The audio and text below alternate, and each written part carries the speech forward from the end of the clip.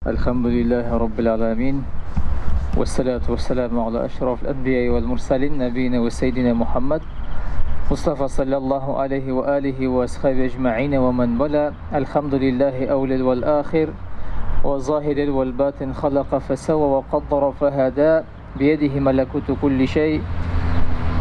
الحمد لله على نعمة الإيمان، الحمد لله على نعمة الإسلام، الحمد لله على نعمة القرآن، الحمد لله على نعمة، الحمد لله على قدرة، الحمد لله على كل شيء. الحمد لله أول والآخر وظاهر والباطن خلق فسوى وقدر فهدى بيده ملكوت كل شيء وهو يجير ولا يجار عليه. أحمده سبحانه وأشكره وأتوب إليه وأستغفر وأشهد أن لا إله إلا الله وأشهد أن محمدا عبده ورسوله بعث الله بين يدي عساة بشرا ونذيرا ودعا إلى الله بإذنه وسراجا منيرا.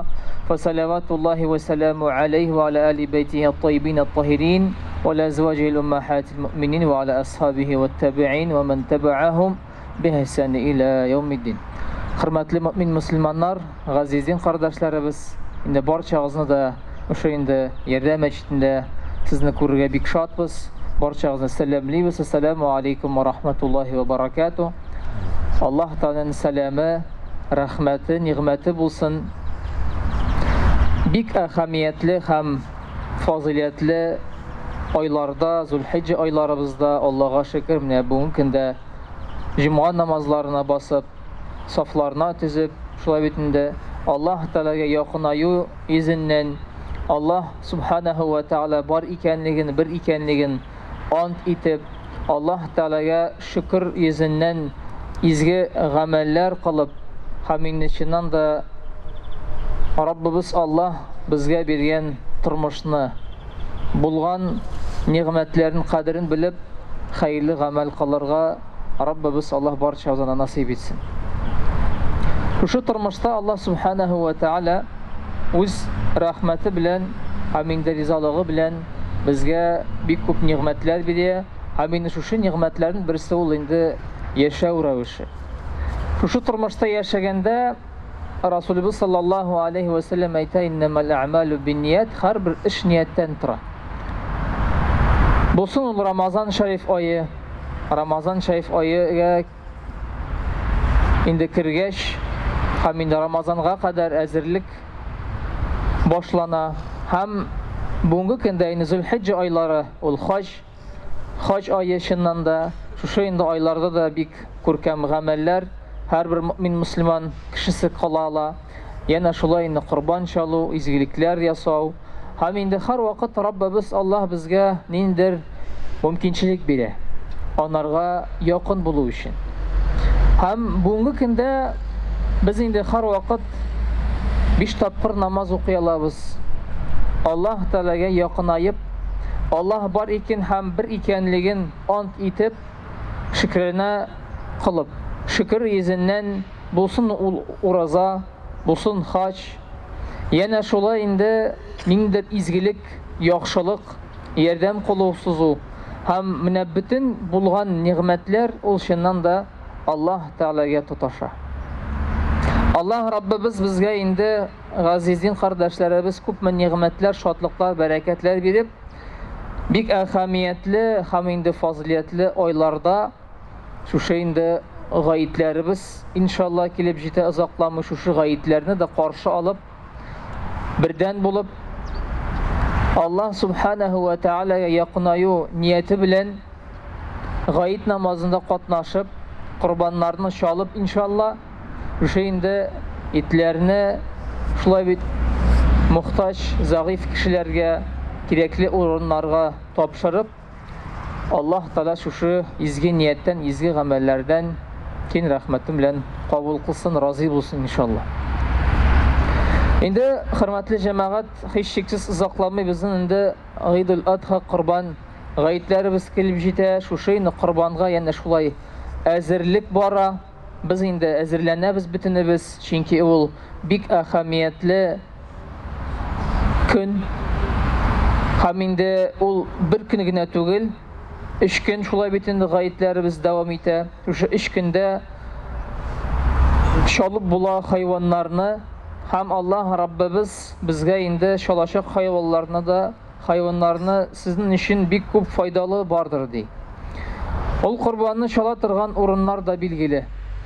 Әгәр дә инде Зулхиджә ае турында әйтсәк, ул һичшиксез Кәгъбәтулла һәм инде Мәккәтул Мукаррама ва Мәдинәтул Мунаввара, Мәккә шәһәре һәм инде Мәдинә шәһәрендә бөтен мөселманнар кемдер анда шулай бит инде, кемдер әле генә юлга чыга һәм инде мөселманнар Аллаһ Тәгаләгә якынаю нияте белән олы сәфәргә, хаҗ сәфәренә чыкканнар. Һәм Аллаһ Раббыбыз шушы кануннарын, фазилетләрен бирү өчен һәм инде фарзын үтү нияте белән мөмин мөселман кешесе шу дөньяда, шу тормышта яши.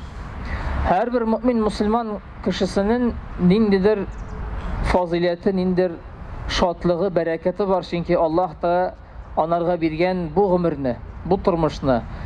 Һәрбер кешенең үзенчәлеге бар, һәрбер кешенең ниндидер сәләте бар. Шушы сәләт белән, шушы яхшылык белән, ният белән, изгелек белән без ниндидер халыкка, өммәткә, Аллаһ ризалыгы өчен, Расул Әкрәм саллаллаһу алейхи ва сәлләмнең сөннәтенә ияреп, без инде яхшылык кылырга тырышабыз.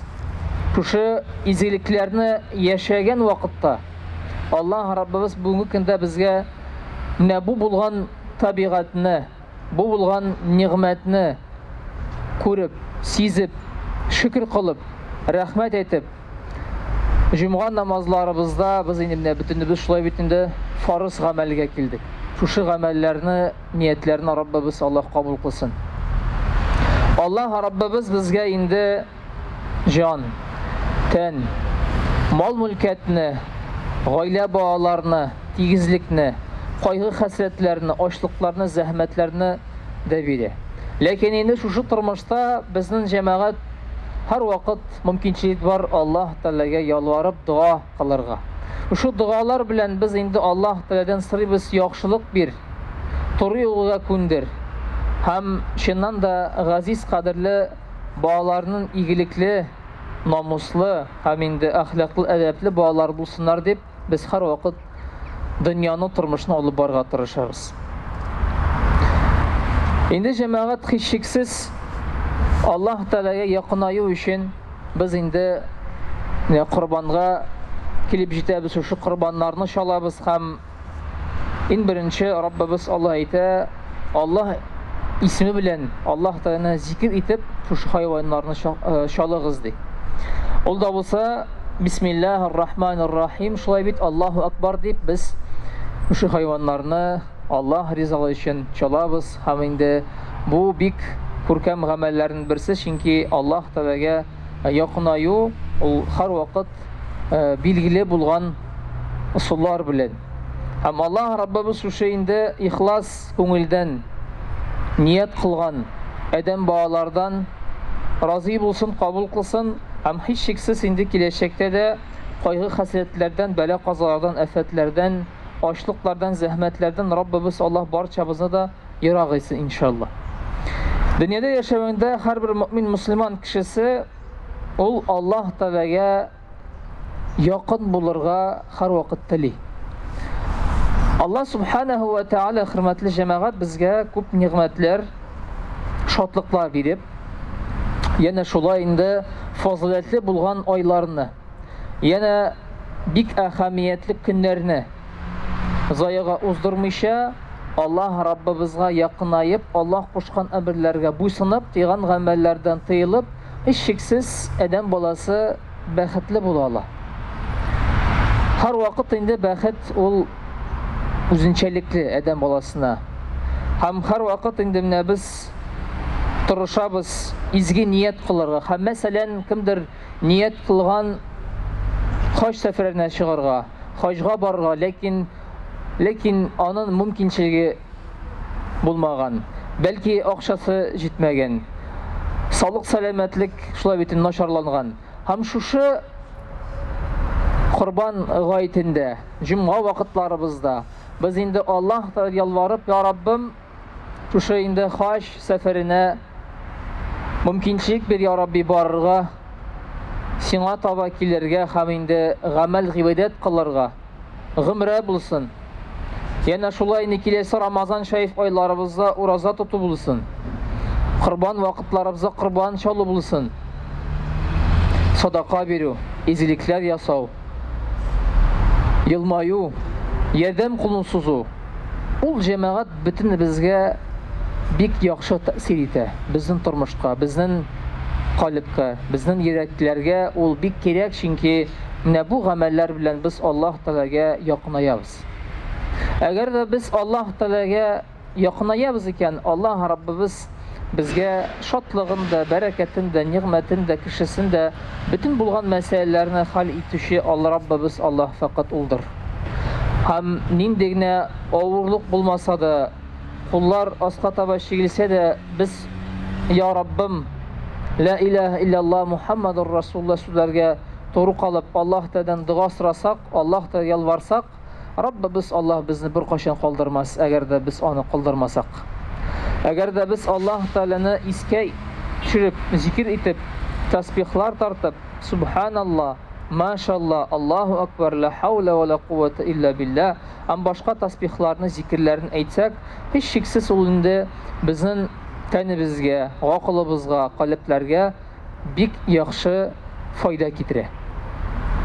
Пәйгамбәр Мухаммад Мустафа саллаллаһу алейхи ва саллям җиренә шулай бит инде барган мөмин мусламан кешесе Мәдинә шәһәрендә гамәл гыйбадәт кылып һәм шушындый бик мөһим булган кыссалар да бар, ул тормышта булган кыссалар. Һәм ул җәмәгать Аллаһ Тәгаләне тану, Аллаһ Тәгаләне белү ул бөтен кешегә хастыр. Без күп очракта адәм балаларга битарафлыкны күрсәтәбез, башкача карыйбыз, ләкин шундый тормыштан булган бик гыйбрәтле кисса булсын, шулай бит инде бик мөһим бер кеше авылда яшәгән һәм начар тормышны алып барган. Һәм бер вакыт ул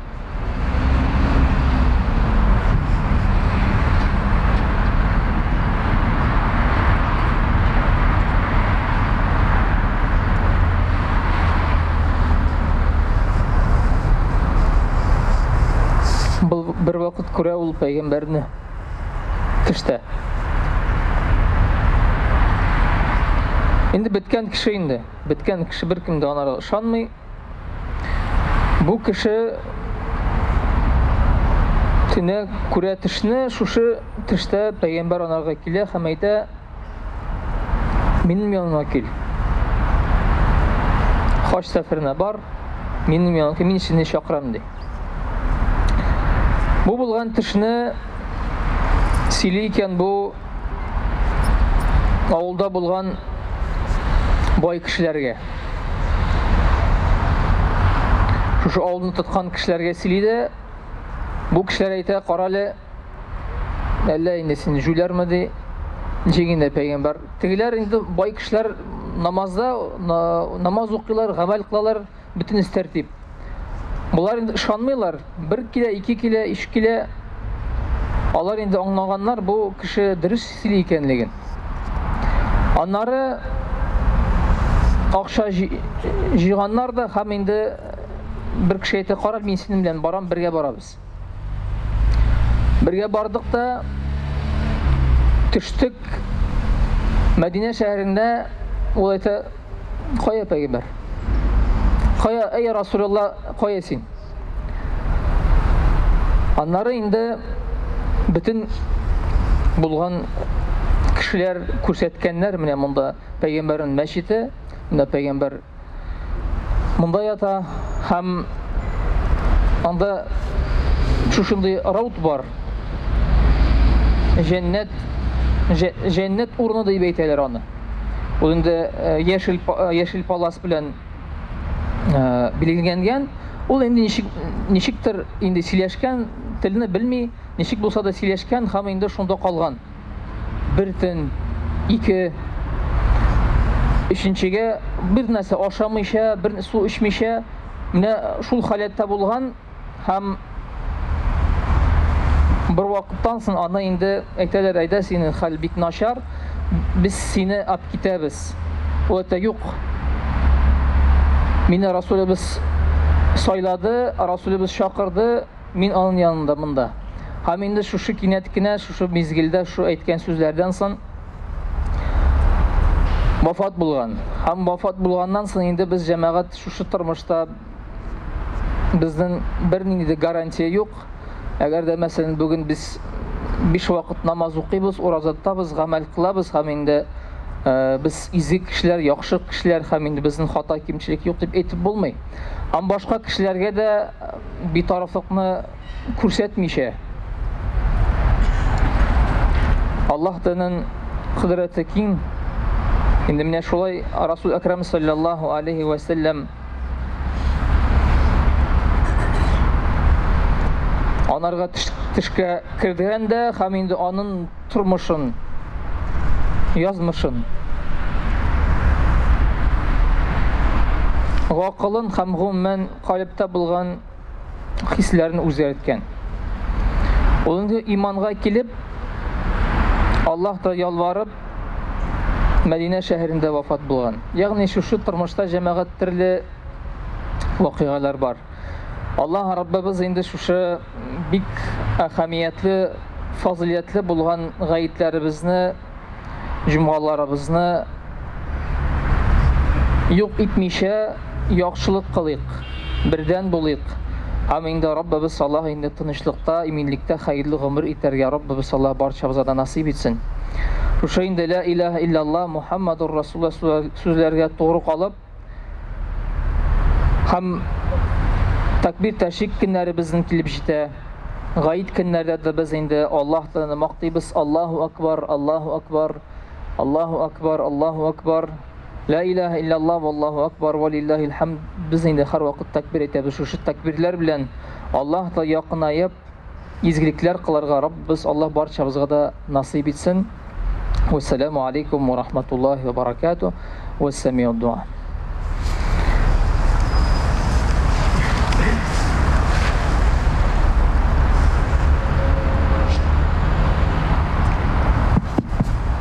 الحمد لله رب العالمين والصلاة والسلام على أشرف الأنبياء والمرسلين نبينا وسيدنا محمد مصطفى صلى الله عليه وآله وصحبه أجمعين.